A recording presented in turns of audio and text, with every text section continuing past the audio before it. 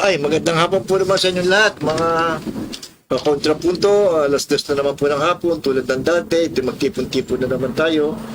Ngunit sa ginagawa natin, tayo muna magsimula sa panalangin sa ngalan ng Ama, ng Anak, ng Espiritu Santo.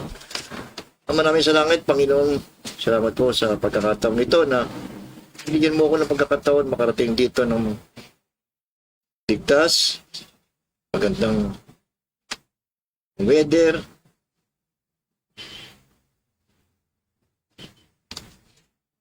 At alam kong hindi nyo rin ako pababaya at ang pamilya ko at ang mga kasamaang kulto sa mga anumang mga aksakuna sa amin. At nato po kami upang ipapagdaman po ang damdamin ng bawat Pilipino na nalalaman po namin na ito pong gusto nyo na bigyan natin ng kaalaman ng bawat isa sa ating komunidad upang magkaroon po tayo ng tunay na pagdidesisyon sa tamang oras. Yun po, ganito po na naman ang nangyari sa atin. Tulad ng diniscuss ko noong nakaraang Sabado, wala pa rin pong tigil ang gera sa ang pag-atake ng Amerika at Israel sa Iran at ganun din po naman ang paggantim po ng Israel. Kaya po ako natatawa dito sa ating ambassador ng Israel sa Pilipinas. Sabi niya, para sinisisi niya kagad ang Iran dahil namatay daw isang Pilipina caregiver sa Israel. Siyempre, hindi may iwasan yun. Dahil, pwede ba naman bomba lang ng bombang Amerika sa Iran? Siyempre, gaganti yun. Nagkataon din naman kagustuhan ng Iran na tamaan ng Pilipina. Basta gumaganti sila kung sino tamaan doon. Ang ginawa pa nga ho ng Amerika, hindi nila masyadong pinag-aralan mabuti na yung kanila palang tinamaan na isang building iskwilahan pala yun, 150 na kabataan, puro patay. Hindi nila pinag-aralan mabuti yun. Ang nalalaman lang nila ay bomba ng bomba rito at ang masama pa ho nito, ang gusto ng Amerika, gusto nila pag sila binomba, huwag kang gaganti. O ano nangyari ho sa pagbomba nila? Siyempre gumaganti naman yung Iran. Sa atin pong babalikan po natin ang kasaysayan, ang Iran po ay isa po sa pinakamatandang sibilisasyon sa buong mundo. Daan taon bago pa po pinganak ang ating Panginoon Jesucristo, meron na pong Iran. Ang tawag po dyan, ang old ninyang po ay Persia. Makikita natin, may mga pelikula tayo, mga luma. Nakita natin kung paano makipaglaban ng mga taga-Persia. Mano-mano. Hindi katulad ito mga Amerikano, puro lang alam, gumamit lang nito yung mga nuclear, mga ano. Pero kung mano-mano, wala ho yan. Nangyari sa Vietnam, ganyan din, natalo rin sila Yun nga ho, kaya hindi natin pwedeng pigilan kung gumanti po ang Iran. Pangkaraniwan naman ho yata yan, na human behavior. Kunyari, ako sinuntok, susuntok din ako. Dahil human behavior yan pag sinaktan ka, sasaktan mo rin. Para na self-defense mo yan. Pwede ba namang na puro tatanggap ka na lang ng suntok na wala ka man lang ganti? Human behavior yan. Human instinct po yan. Na hindi na natin na pag-iisipan yan. Sa ganun po mga pangyayari ngayon, tuloy-tuloy, ang nangyari pa nga dito sa mga bansa sa Gulf States, itong Bahrain, Kuwait, Qatar, Oman, Saudi Arabia, United Arab Emirates at iba pa, yung kanilang base ngayon ay talaga pong binabanatan din. Kasi may nag-host po sila ng US bases. Sinyo kabubuhan din ng mga bansang ito. Alam naman nila na kapag naglagay ka ng base dyan, it will attract yung pagganti. Kunyari, wala ang layo kasi ho ng Amerika sa Middle East. Pero malapit ho doon yung mga US base. Diyan po nang gagaling yung mga jet, at mga bala, at mga drone, missile, dyan po nang gagaling. So pagka yan po binanata ang Iran, gaganti yan. So kung ano yung pinanggalingan noon. Sa update po ngayon, 27 na po US bases. At mga radar facilities na po ang pinasabugbo ng Iran. At ang pagkakamali pa ho ng Amerika, Akala nila, hindi nag-iisip ng malalim itong Iran. Sapagkat, ang ginagamit po mga drone at missile ng Iran ay yung kanilang mga luman stock. Libo-libo yan. Akala nila doon lamang yung po yung mga ginawa ng dinivelop ng Iran ay mga sophisticated po yan. Para tayo nagpaputok sila ng isang yung isang kwitis. Para nagpaputok sila ng isang drone, hindi lamang isa, nagiging 8. Kaya ang koso niya, para yan ma-destroy, kukuha ko ng pan-destroy dyan ng Amerika at Israel, ang pan-destroy dyan, ganun din, no, that will cost them $5,000 sa ganyan. Eh kung nagiging 8 ho yun, times ano yun? Times 8 yun, nagiging $40,000. O yun ang magiging problema ho nila. Hindi pa masyadong pinakakabalan ho ng Iran yan. Bakit nagkaroon ng ganyang kaisipan ng Iran? Dahil na rin, akala kasi ng Amerika, sila ng pinaka-most powerful, pinakamatalino.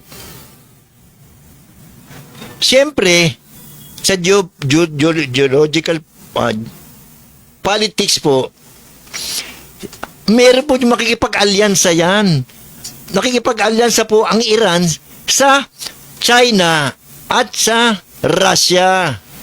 Hindi mo nila pababayan itong Russia at China na sila ay mamaliitin din ng isang superpower ng Amerika. Kaya nga tinatawag natin balance of power yan. Yung nagbibigay po, kaya po nakakaganti ng ganyan, napapasabog po ang mga US bases sa Gulf State ay dahil po sa mga research, sa mga intelligence report na ibinigay po ng Russia at China. Marami na po silang mga facility sa US Gulf State inausang ng Amerika ang pinasabog na po. Kaya po yan ang dahilan, kaya dito po sa ating bansang Pilipinas, noong pong taong 1991, na kung saan na po natapos ang ating pag-host ng US bases, tinapos na po natin. Kahit na po nangampanya itong si Cory Aquino, na gusto niya extend pa niya USS bases. Eh buti na lang po, meron tayo pong mga senador ng mga nationalistic, sila Salonga, si Tanyada, sila po mga nangunguna noon na para po wakasan na ang US base dito. Nalalaman nila na pagka nagkaroon dito ng base, nagiging attraction po yan. Yan ang dahilan po, kaya po nasama tayo sa gera po ng World War II, na kung saan meron tayong US bases dito, sinakop po tayo ng Hapon. Yan ang kaya nagiging ano yan. Wala po na ibibigay sa atin maganda yan. Kaya tinan nyo, ang nangyari po dito sa mga bansang ito, natigil na po ang kanilang production ng oil kasi binabanatan din ang kanilang mga yung mga refineries po nila doon. Kaya ang kanilang economic activities nila doon na-hold na ho. Pag na-hold yun, ano nangyari? Nagkakaroon po ng global recession, inflation sa buong mundo. Sapagkat ang nagpapatakbo po ng ating mga power, ng ating mga power, natulad po ng gasolina, ay sa mga manufacturing at oil refinery, ayan pong mga gasolinahan din naman yung mga, pag yan po natigil, wala po yan. At dadagdag ko rin po, isa pa ho, hindi lamang mga US bases ang binanatan po ng Iran. Ang nangyari po dito,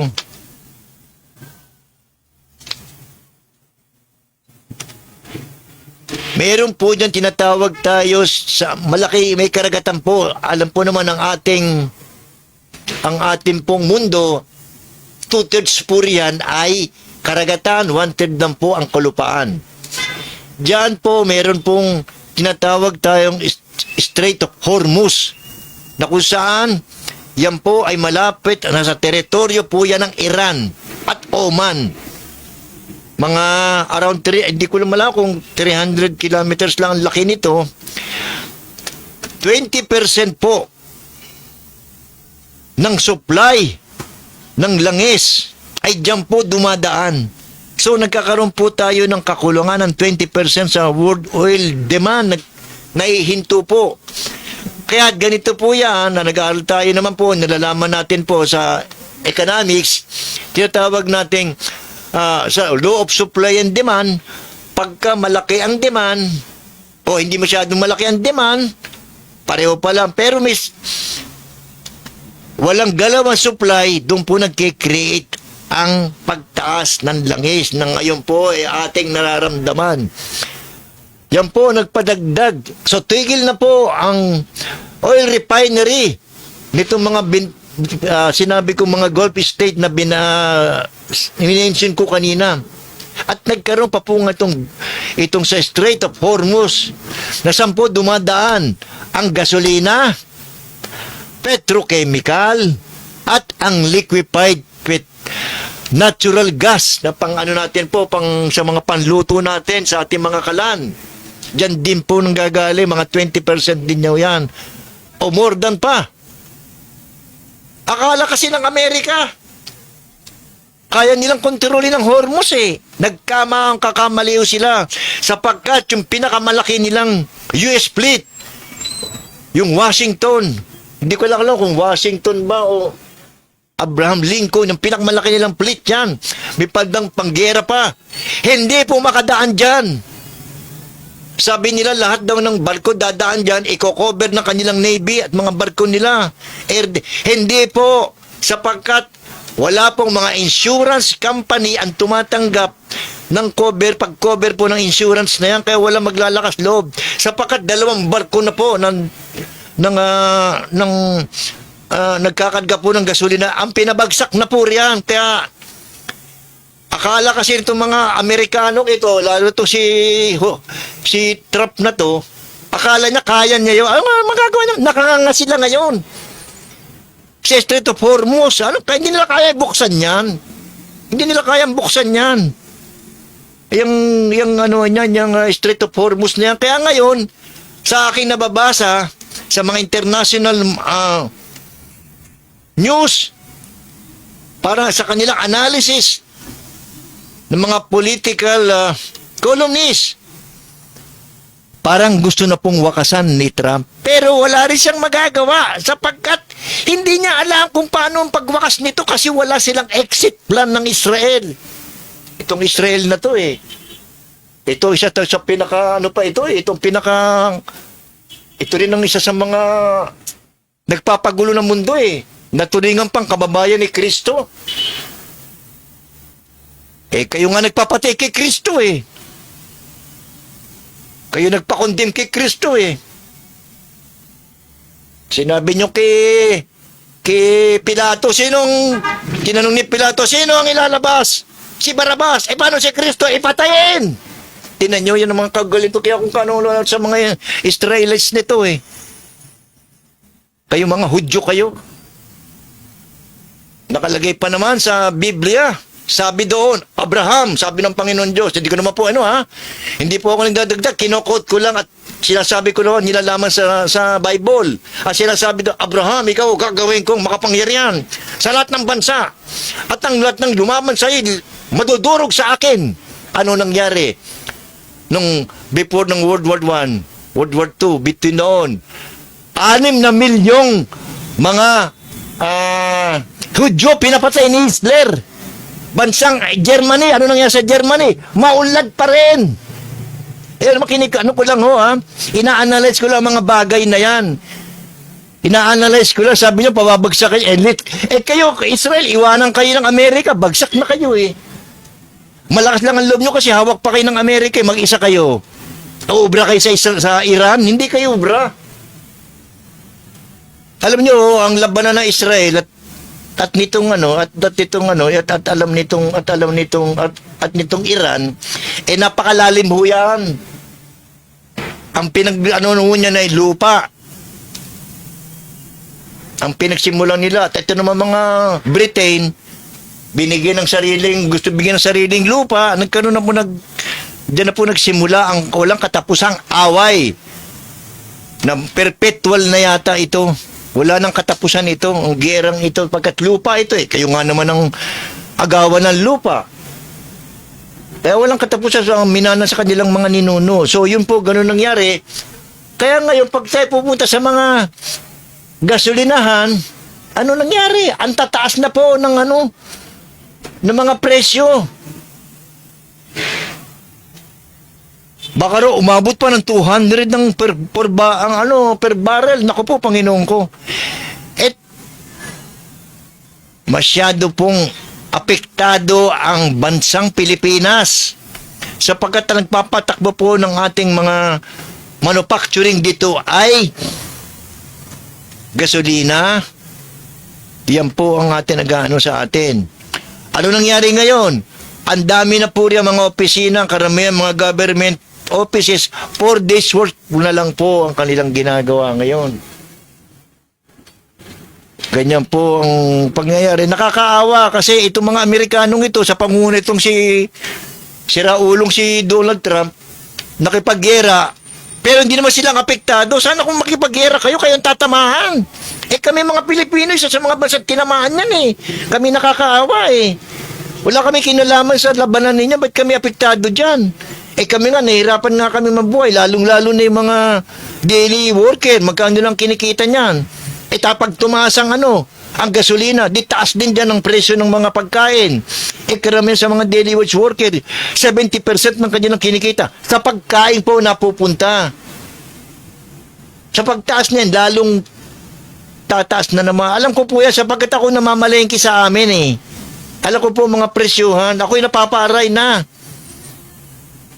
Nung isang araw, namalengke ako, talaga napamura ko Sabi ko, ba't ganito ang presyo? Kaya naalala ko gerang ito, wala naman tayong kinalaman dito. Kayabangan lang ng Amerika ito, na walang kadala-dala. Tatandaan ko noon. Anong ginangyari sa bayan ng sa Iraq? Nalaman lamang niya, ito palang Amerika, mahilig din pala ito sa Marites Akala ko, kay mga Pilipino lang dito na mahilig sa Marites. Nabalitaan daw nila, ang bansang Iraq daw, nagtatayo daw ng weapon of mass destruction. Delikado raw po yan. Marami raw mamatay sa buong mundo. So, ang ginawa ng mga ito, ang ginawa nila, nilusob nila, inatake nila ang Iran. Ano nangyari? Maraming buhay, property, ang nawala.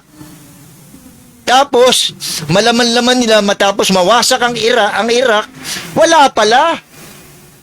Sabi na lang ng mga Amerikanong ito sorry, ganun ba yun? Naniwala lang sa Marites, ang bobobo nyo naman. Akala ko matalino kayo. Akala ko marami kayo research. Wala pala, hindi nyo alam ginagawa, katong nangyari ngayon. Hindi nyo alam kung paano tatapusin ang gerang ito. Ano ngayon gagawin ninyo? Nakanganga na lang? Kaya yun po ako aking talaga sa mga pangyayaring ito Anong ginawa nila sa Vietnam? Ang Vietnam noon, sinalurong nila ang isang parte ng Vietnam dahil yung kabilang Vietnam daw ay gagawing komunista. Nakipag-era sila, nagpunta sila roon. Malaking salapi ang ginastos nila. Maraming mga kabataang Amerikano ang ginawa pang volunteer, kinuwang volunteer. Ano po kasi yan, sa kanilang obligado sila dyan. Namatay po riyan. Natalo sila. Lahat ginawa nila. Kasi akala nila, lahat ng pinasok nila, alam nila. Mananalo ba sila sa Vietcong? Alam nila yung guerrilla warfare. Sa araw magsasaka sa gabi doon sila lumulusob. Alam mo na mga Amerikano yun? Ano nangyari sa Amerikano? Tumalo sa kanila. Yung kailigan nila sa mga club. Doon nagsimula yung mga syphilis. At maraming namatay na mga kabataan, binuwis doon. Kaya po doon nagsimula yung mga sinasabi natin peace, peace, peace. Kasi mauubos ang kabataan. Katulad po nangyari doon, hindi pa sila nadala. At ngayon sa nababasa ko sa mga report sa Amerika at sa iba pang mga international columnists, Marami na puro Amerikano nakakapag-isip-isip na bawal, masama at itapusin na raw ang gerang ito sapagkat hindi po na natin nalalaman habang patagal po ang gerang ito, pahirap na pahirap po ang kondisyon ng ating ekonomiya. Sabi ni Trump, apat na ano lang daw to, linggo. Ay, hindi sa tingin marami, wala akong katapusan ito, hindi malaman kung kailan pa. Ewan ko nga ba, tataka kong tutuki Trump, akala ko, bakit nung panahong si Duterte na sa Pilipinas, wala itong ginawa, kundi magpapapatay, dapat yan ang kinuha nyo rito. Dapat yan ang kinuha nyo rito, nagpapapatay-patay dito yan, kung saan pinagagawa niyan. Pati nga presidente nyo, minura si Obama Dapat yan ang kinuha nyo rito, kung sino pinagkukuha ninyo. Ayun na nangyari. Kaya ngayon, hindi alam ng Amerika kung anong gagawin niya. Magkakaroon po ng eleksyon sa November. Kawawa ang partido dito ni Trump. Bugbog ito, kawawa. Siguradong talo ito. Yung kanilang policy nilang ito. Araw-araw, ilang bilyon dolyar ang nawawala sa kanila. Kasi akala ni Trump, sugod lang na sugod. Hindi niya lang pagka nasukol siya, hindi niya alam kung paano siya lalabas. Yan, malaking problema ho ito.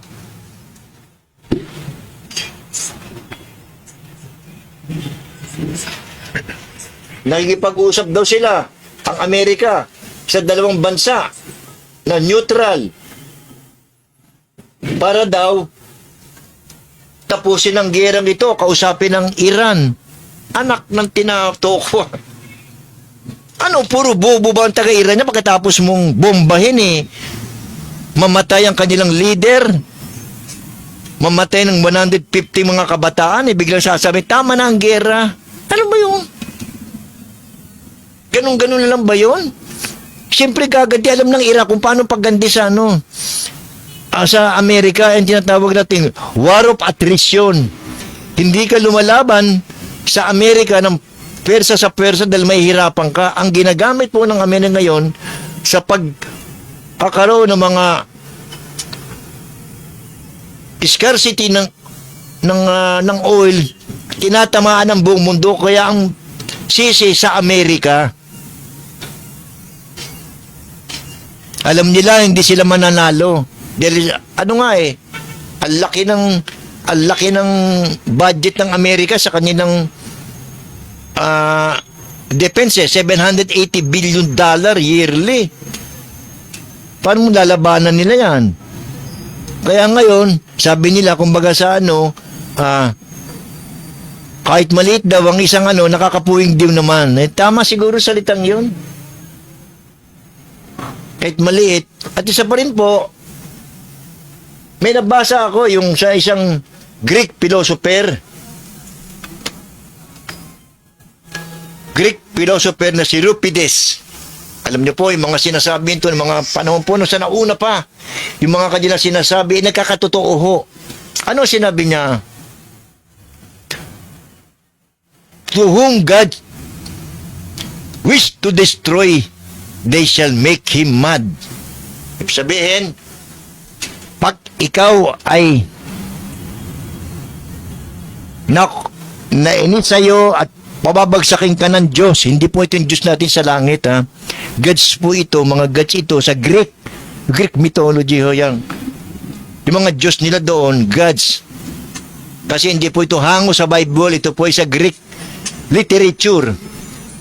Sabi nila, pagka nakalaban mo mga Diyos namin, kasi meron po dito doon, may Diyos Diyos sila sa gera, may Diyos sa dagat, sa kagandahan. Yan po yung pag daw na nakalaban mo, bababagsakin ka nila. Pero ang kauna-unang tatama sa iyo, yung utak mo, gagawin ka munang niyang bobo. Yan siguro mangyayari. Ito nangyari kay Duterte. Ano nangyari ngayon? Ginawa na siyang bobo ngayon doon. Sabi niya, lahat ng palusot niya, hindi na rin niya nalalaman. Hindi na po siya ginawang bobo, ginawa pang karton. Trump, malapit-lapit ka na rito. Malapit-lapit ka na rito sa pinagagawa mong ito.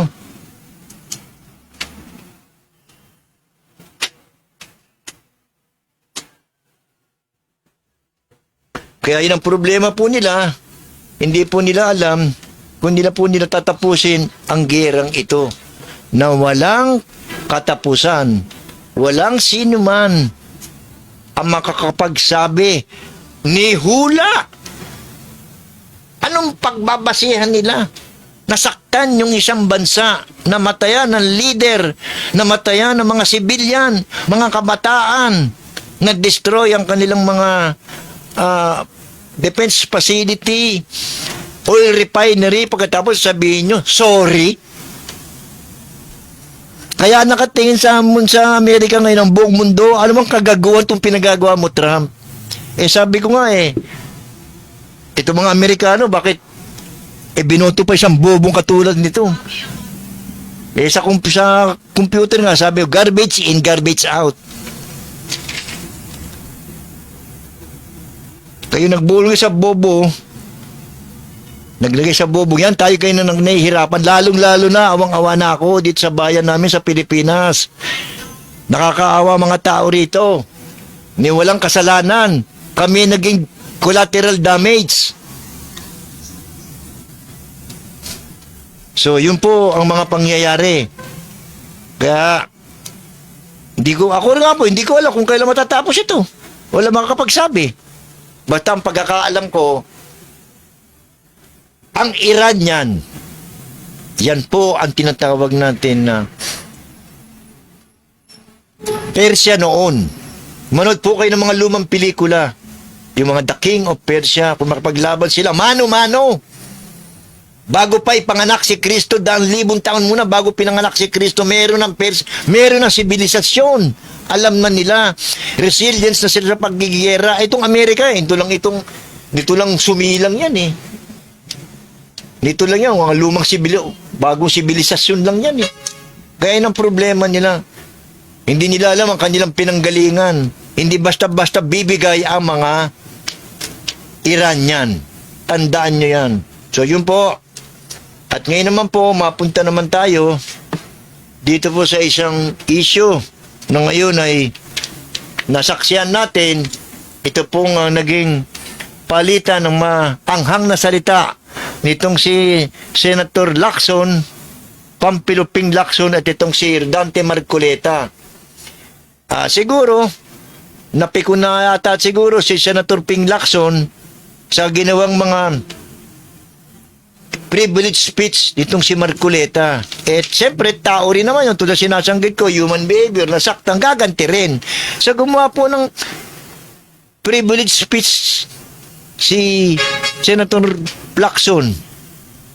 Pinabulaanan niya ang mga sinasabi nitong si Marcoleta tungkol sa West Philippine Sea, dito sa mga Marines, at pati sa mga flood control. Pero pinakamahalaga po na palagay ko nayanig dito si Marcoleta, palagay ko sa pagkakayanig niya nalaglag siguro nitong wig nito Sobre. Kasi ganito. Nung siya tumakbo siyang senador, ay nagdeklara raw siya sa pagtayo po kasi tatakbong sa anumang elected position, after the election, magpapile tayo ng statement of contribution and expenditure, SOSE, sa Finance and Political Department ng COMELEC. Ngayon, ang kanyang diniklara ay nagkaroon daw siya ng expense na 112 million. At ang nakakapagtaka dito, pagka ibinangga mo ang kanyang expense sa kanyang salin, sabihin salin, itong kanyang resources niya, kahit pagbili mo ng buong-buong ang kanyang mga property, aabot lamang ng 52 million. Gastos 112. Saan galing yung balance na yon? So sa statement of contribution expenditure, naglagay po ito si Senator Marcoleta ng blanco. Ay bawal ho yun, dapat ilalagay nyo kung sino nag-contribute. Ang sabi niya, according sa statement niya na nakita na panood po sa TV, kaya nga sabi nga ang tao doon ng mga sinungaling, nahuhuli sa salita. Parang isda nahuhuli sa salita. Sabi niya, may nag-contribute sa akin, ayaw magpakilala. Tatanungin ko daw, utang na loob yun. Aba? Ang tanong bakit ayaw magpakilala? Ayaw magpakilala pagkat ito ba'y mga iglesia ni Kristo? Ito ba'y galing kay Diskaya na pinoprotektahan niya? Pangalawa, yan po sa ginawa niyang yan, ang ganyan paglalagay ng contributor, pangalan po, that is a violation of Omnibus Election Code, which is an electoral offense, which is administrative. Pero meron pa po dyan isa pa. Yung isa pa pong kakambal na kaso niyan. Sa binabanggit naman po sa Revised Penal Code, which is Criminal Act. Sa Republic Act 6713, bilang elected official o appointed official, bawal po na tumanggap tayo ng anumang bigay kahit na in kind, salapi o in kind, sapagkat makukompromise po ang ating posisyon doon.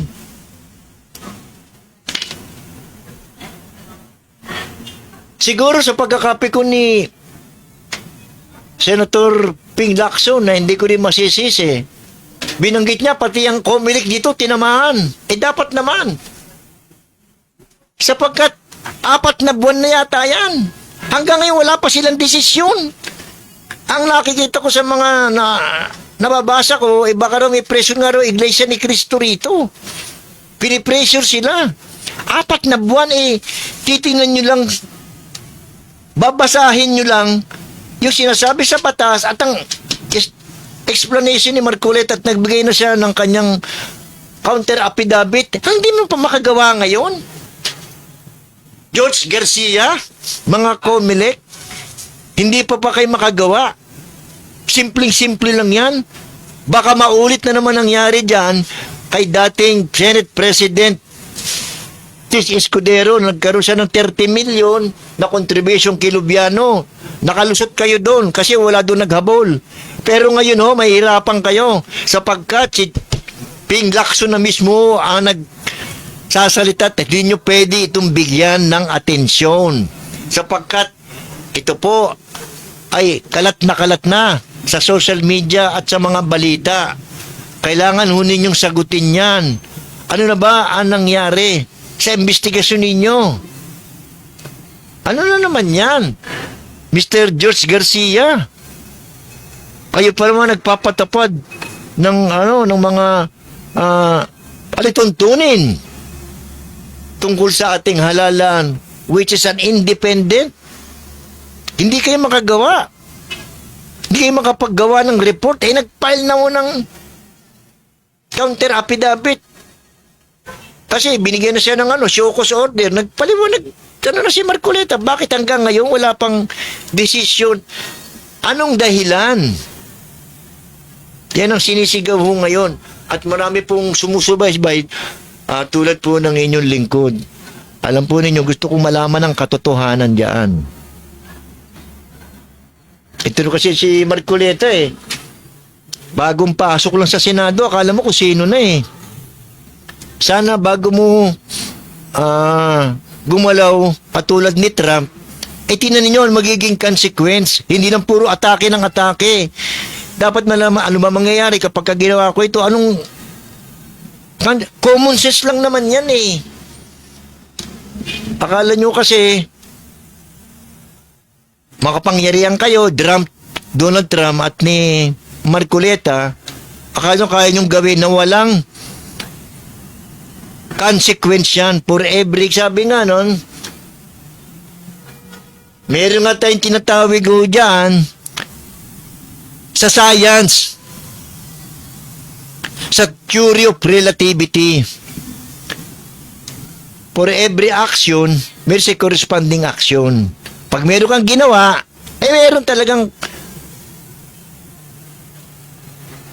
katapat na pangyayari. Yan po yata ang na isinakatuparan, naging theory ni Albert Einstein sa pinakamatalino, yan theory of relativity. For every action, there's a corresponding action. Simple na ang lang huyan. Dapat sa atin, sa pamumuhay din natin, bago tayo gumawa na isang bagay, tingnan natin kung ano ang magiging kahinatnan nito. Hindi lahat nagiging successful kasi kung hindi successful, anong ating plan A, plan B, anong ating option? Paano tayo makakalabas doon? Palagay ko sa mga businessman, ganyan ang ginagamit nila Bago sila pumasok, kunyari, nag-invest ako sa ganito, pag hindi kumita ng gano'n, nangyari, anong gagawain ko? Yan po ang tinatawag natin sa theory of relativity. Ano na lang po ninyo sa Google na lang nyo kung ano yung sinasabi ko tungkol sa theory of relativity. Kaya, aabangan po natin. Sana nga hindi maulit kung ano ang nangyari nga sa kinatnan ng kaso nitong si Escudero na ngayon ay tumahimik na. Yan, dyan po natin. Pare-pareho po nating abangan ang mga pangyayaring yan. So ngayon po naman, punta naman po tayo dito sa impeachment ni Sara Duterte. Na po nakita na sa Committee on Justice na pag-usapan na po at napagtibay na po na may sapat na basihan ang impeachment complaint na dating 4 naging 2 na lang sa pangunguna po ni Batangas Congressman Luistro. Yung 4 naging 2 na lang. So sa umpisa muna, tinalakay muna if there is a substantive compliance dito po sa impeachment inform. Sa boto pong 54-1, sinabi po mayroong substantial compliance na that would merit an elevation of impeachment charge for consideration for House plenary consideration. Pagkatapos po niyan, gagawa ng article po nung article of impeachment ang mababang kapulungan at papasa sa Senado. Matapos din na yung isa pa rin pong mukha, yung compliance and substance, yung nilalaman ba nito ay naayon na kapag ka yung mga sinasabi doon na pagka ito ay totoo, ito ba ay the recital of facts constitute an impeachable offense. Sabi nyo na meron po ito merong graft and corruption nung si BP Sara ay Secretary of Education, naging Vice President, may confidential fact. Yung pang mga allegation na to, at pag napatunayan ito pa ay that will elevate it to an impeachable offense. Yan. Nangyari po, ganun din po nangyari. Pumasa rin po sa Committee on Justice. Kaya't hindi pwedeng sabihin ng kampo ng mga DDS na ito ay hindi sinunod according to the tenor of the Constitution, kung dapat sinasabi kung paano pagpapapile sa House of Representatives, ano mga procedure po yan. At sa April 8 po, dyan na po masisimulan po ang pasok sa plenaryo po ng Kongreso. At po yan po ay napagtibay at palagay ko mapapagtibay sapagkat sa sinasabi sa ating konstitusyon, kapag ka 1/3 of the members of Congress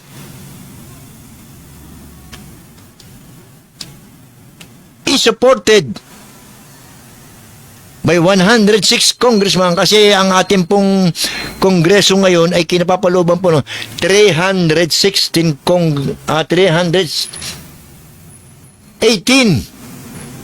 kung wanted po niyan mga 106 pwede na po. Lumalabas po sa Committee of Justice 54 na po ang bumoto. So, kinakailangan na lamang 52 na lang. Out of 318, 54 na ho yung bumoto. Isa lang ang hindi bumoto. Ilan lang ho dyan ng mga DDS na hindi boboto. Siyempre, hindi boboto dyan. Yung kanyang kapatid, si Paulo, si Isidro Ungab, yung congressman doon. Itong si Manyakis na si Bong Suntay. Yan ang mga hindi boboto. At mga bilang pa rin mga congressman dyan. Ilan lang ho yan. Kaya, sigurado ho yan. Itagaan nyo sa bato. Yan po ay magkakaroon po ng referral sa mataas na kapulungan sa Senado. At sinasabi nga doon, if it reach, if the charge which is now acquired the complexions of an articles of impeachment, it shall be forwarded to the Senate, and the Senate shall conduct hearing forthwith. Ano sabihin ng forthwith? Immediate, without delay. Kaya, ako anuman ang mga prosesong ginawa, ito po'y maingat na pinalo ng Committee on Justice. Kaya, nagtataka pa ako ano pang kanila i-complain nila sa Supreme Court. Kaya alam nyo nga, napakabait nga ng ating representative. Yun ang aking pagkakaano lang pagkaka-appreciate sa mga bagay sapagkat sa ating pong sa ating form of government which has a three agency, legislative, executive, and judiciary. The legislative make a law, gumagawa po ng batas yan. Ang executive, which is Malacanang at ang mga cabinet, execute the law. Sila nagpapatupad. At ang judiciary, sila nagsasabi kung tama ba ang pagkakagawa ng batas at tama ba ang pag-execute nito. At wala silang pakialam. Kung gumagawa ko ng batas, ay huwag nyo akong pakialaman, Malacanang. Malacanang, kung gumagawa ko ng implementasyon, sabi ng Malacanang, wala kayong pakialam. Kayong House, ang mga Kongreso at kayong Judiciary. Judiciary, kung gumagawa kayo ng mga rules of court dyan, walang pakialam. Pero bakit ganito? Pinakialaman nyo ang trabaho ng House of Representative na wala naman dati sinasabi ng mga procedure, kailangan due process pa, na may mga pirma pa. Kaya nga lang, yun lang naging napansin ko lang, na overreach na po ang Supreme Court dito. Yung yung constitutional boundary ay na-violate na nila. Kung ano lang nasa na sinasabi ng Constitution, dapat dun lamang ho. Hindi tayo pwede lumagpas dito.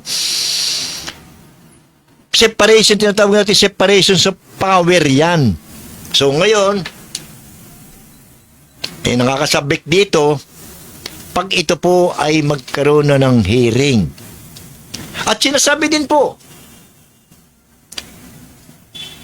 pag nag-conduct na po ng hearing, ipapatawag, kukunin po ang mga subpoena at mga dokumento.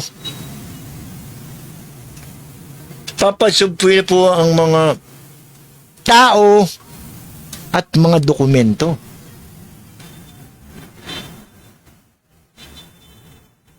Ganyan po ang mangyayari. Kaya takot na takot po si Sara na matuloy po sapagkat kapag nagkaroon na po ng hearing dito ay pwede na pong isubpoena yung mga bank record. Mga bank record na kung saan according sa mga nilalaman ng isa impeachment charge ay mga salapi na nanggaling sa Pogo nanggaling sa drug money na pumasok sa account na yan ni Sara at sa kanyang ama. Kaya matatandaan ko, sana natatandaan nyo rin, nung si Ginoong Duterte ay naimbitan sa Kongreso, na kung saan ay tinahamo na siya ni Trillanes ng kung wala siyang itinatago, pumirma na siya ng waiver ng bank deposit. Sabi noon ni Deputy Speaker Suarez ng Quezon, "Oh, Mr. President, are you willing to sign the waiver?" Alam na niya na sukol na siya, binago po niya ang kwento, yung naratibo. Kunyari, niya, sasapukin niya si ano. So, ano na nangyari? Ganun na po nangyari. So, hindi na po napag-usapan yung pagpirmahan. Sabi nga, sapukin ko yan si Trillian. Nabago na po, wala na. Ganyan po sila nangyari. Kaya takot na takot po si Sara kapag ka ito ay natuloy. Sapagkat sa ating batas, sa Republic Act 1405, na kung tayo, kahit sino man tao, natural person, partnership, kung mayroong deposito sa bangko ay hindi pwedeng i-reveal ng bangko. That constitute violations kasi ng fiduciary trust. Pero kapag ka po mayroon ng impeachment, the court, any court with competent jurisdiction, including the impeachment court, can summon, pwedeng kuha ang mga dokumento na kinalala ng mga tinatawag na deposit. Kaya doon po sila takot na takot. Isa rin po, siguro kaya takot na takot si Sara, sapagkat may bago rin naman po lumabas na itong si Madriaga, na sinabi niya na siya ay bagman ni Sara nung siya ay nagtatrabaho pa na marami rin siyang dinideliveran. Natakot siya daw. Kaya ngayon ang ginawa nitong si Congressman Chel Jokno na Akbayan Party List ay nagmanifest sa House Committee on Justice na humihingi po ng request, na nagre-request po sa korte na kung maaari nasa kanila munang kustodiya si Madriaga kasi kailangan nilang protektahan kasi nagkaroon na po yata ng danger sa buhay nito si Madriaga. Kailangan nilang protektahan yun. Bakit humihingi ang Kongreso pamamagitan ng Committee on Justice sa korte? Sapagkat tulad binanggit ko kanina, may tinatawag po tayong separations of power. Si Madriaga na nakasuhan po ng isang kidnapping ay nasa jurisdiction na po ng korte. Only the court ang makakapagsabi kung pwede nilang ibigay muna ang kustodiya sa House of Congress. Yan po. Kaya po natatakot si dyan. At nakita ko rin po, ang dami palang abogado nitong si Sara. Ang daming pera siguro nito. 16. Pati pa yung mga hindi nagdalawa niyang dating tauhan, itong si Michael Poa at si Munsayak, hindi malaman kung anong papel nito. Ito ba'y abogado? O ito ba'y witness? Hindi pwedeng maging witness ka at the same time, abogado ka. Bakit? Ano ba nasa likod nito? Ang sinasabi po kasi, pag ikaw ay naging abogado, lahat ng sasabihin sa'yo, in confidential ng yung client ay hindi mo pwedeng sabihin. Ang tawag po niyan, sa legal term ay privileged communication. Pwede ba yung abogado ka tapos ay witness ka? Pero pag ikaw parang witness, kung tanungin ka, sasabihin mo abogado rin ako, meron akong privilege sa communication, kaya hindi po pwede mamili kayong dalawa kung kayo ba'y abogado o kayo ba ay witness, pero hindi nyo pwedeng pagsabayin yan. May karapatan kayong mamili. Kaya napakaganda nito. Isa na naman dong itong telenovela. Kaya na naalala ko, sabi ko, ito pala mag-amang Duterte, nuknukan ng kabobohan. Bakit ko sinabi nuknukan ng kabobohan? Nung naging Pangulo na si Bongbong, may pinom silang unit team. Pag panalo, siyempre, Vice President niya si Sara, may usapan na sila, pagtakbo naman ni Sara, siya naman ang gagawin, Presidente.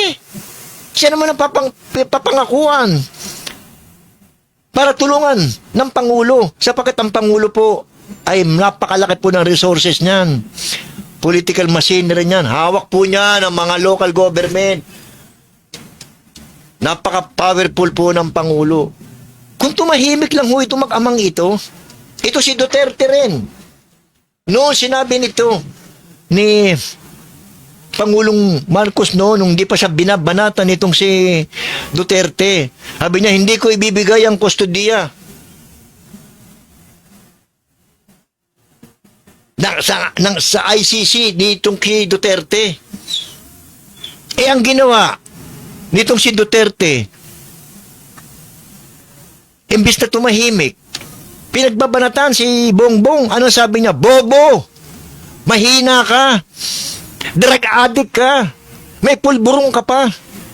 Tandaan nyo, no? Meron pang pinapunta pa sila sa doon, may pinapunta pa sila sa Senate noon, si Jonathan Morales, para sabihin na meron silang video na itong si Bongbong at si Maricel Soriano ay umaano ng marijuana, ng kus.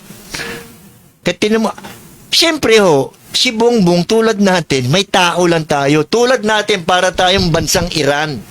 Nasaktan ka, may karoon kang karapatan na bumawi para po tayong isang hayop. Meron tayong for survival. Kung pagpalagay nyo, simple-simple lang, naglalakad kayo, natalisod kayo, di ba parang nasisipa nyo yung kunyari natalisod kayo sa isang bagay, di ba napapasipa tayo doon? Instinct yung tawag natin, instinct. Without thinking, napapabalo tayo. Gusto mangyari, ganon?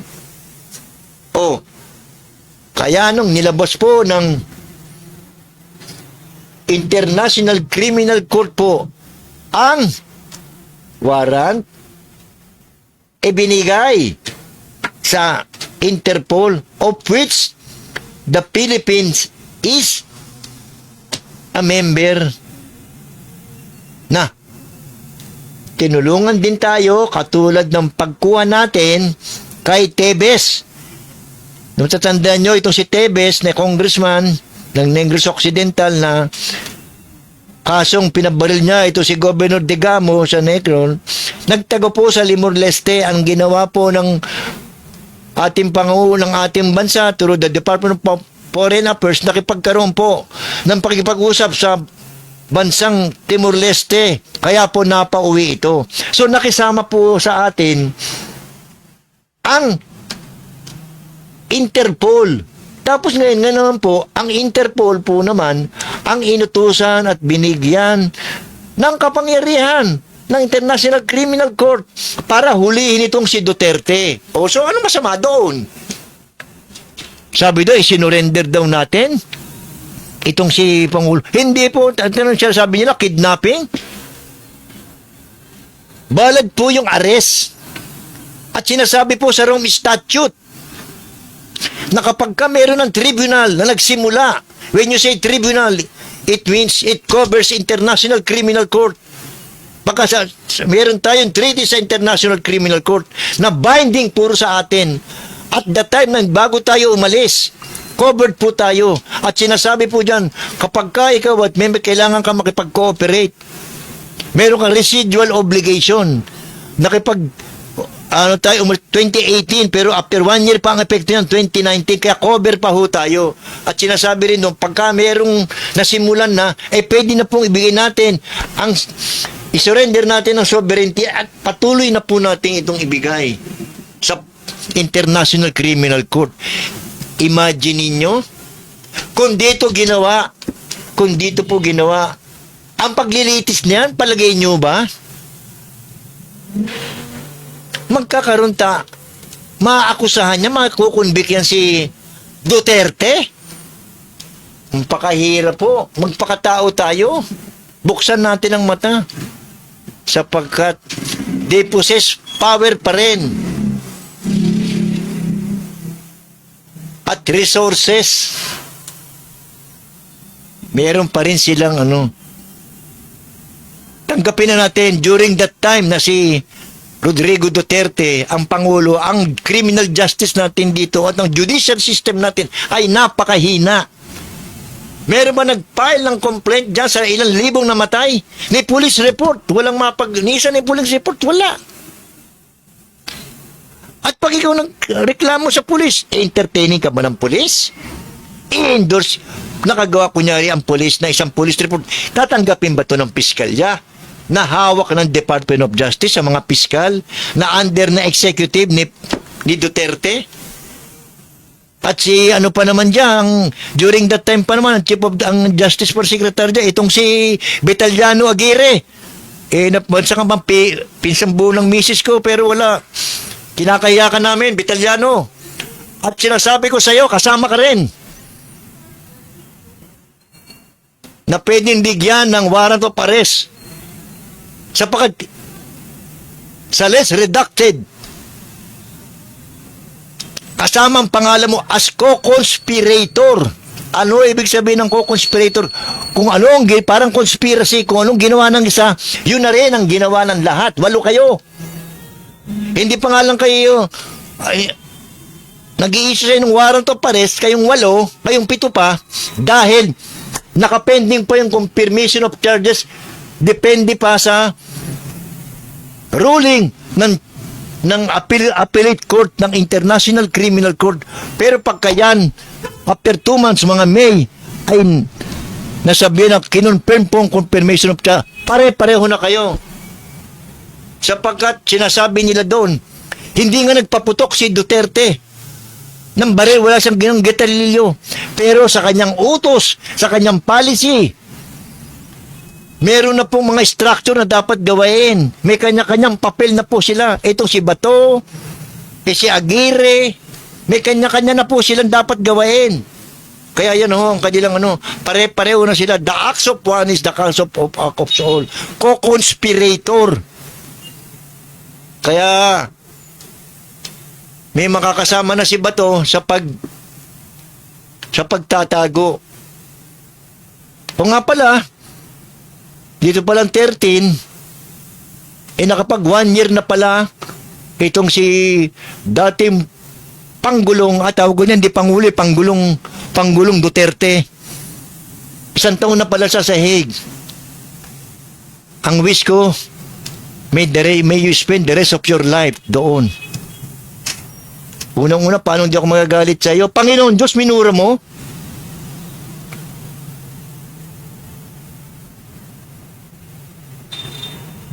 Akala mo, ikaw na mas makapangyarihan ka pa sa Diyos. Kaya galit din ako sa mga DDS, pinagpalit ninyo ang Panginoon Diyos sa isang narcissistic person. Ibig sabihin narcissistic, wala siyang nalalaman, wala na puro siya ang tama.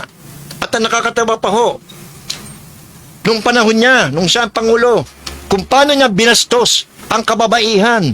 Merong na-rape na isang Australian minister, Australian po yun dito na missionary, na-rape yan. Ano sabi niya rin sa mga nahuli na nag-rape? Walang iya kayo. Sorry for my word. Inunahan niyo pa ako, ganda-ganda niyan. Dapat ako dahil mayor ako. Tapos, isang anchor ng TV, maganda, sexy, may asawa, pinituhan, Pangulo ka ng Pilipinas. At hindi lang yun. Sabi pa niya sa mga military, sa mga pulis, pagka kayo nakahuli ng isang NPA na babae, isang Amazona, huwag nyo lang babarilin kung saan-saan, doon sa kanyang vital parts niya. Kailangan ba bang banggitin yun? Kaya ko ito naalala, sapagkat Women's Month nga po pala ngayon, hindi, ang nangyari ho, talagang babalik sa iyo ang karma. Bakit? Sa 3 judge ng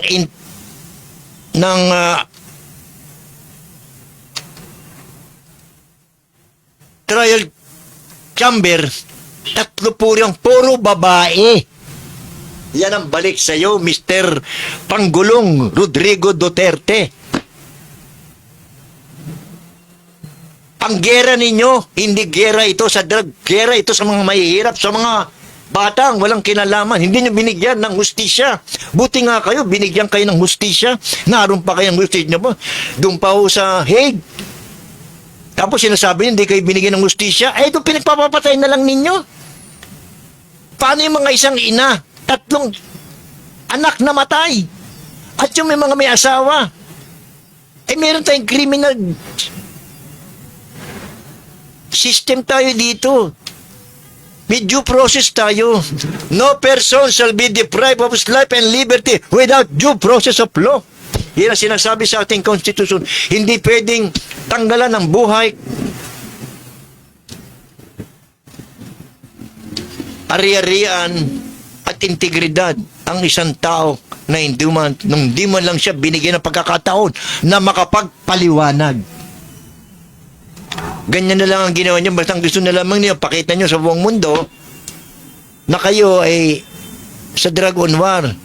Eh, hindi naman kayo, hindi naman tingin ko kayo hindi naman kayo sincere doon. Bakit itong anak mo ito si nakitaan ito na involved to sa drug? Hindi niyo na inimbestigahan na. Kaya yung Mr. Duterte, sinasabi ko sa inyo, may Panginoon sa taas natin. The law of karma, what you reap is what you sow. Kung ano ang iyong itinanim, ay iyon ang iyong mimit, makakamtin. Kaya yun po ang pangyayari. Kaya ako po, pagka gumagawa ng isang bagay, kinitinan ko pa na kung ako makakasakit sa aking kapwa, sapagkat alam ko may balik sa atin ito. Yan po ang karma. So, yun po lamang at tapos na po ang ating oras at aking iniinalon na sana meron tayo nakapagbigay ng konting impormasyon sa inyong kaalaman at sana patuloy tayo makinig sa palatuntunan itong kontrapunto. Maraming salamat po sa inyong at magandang hapon po sa inyong lahat. Mabuhay tayo. God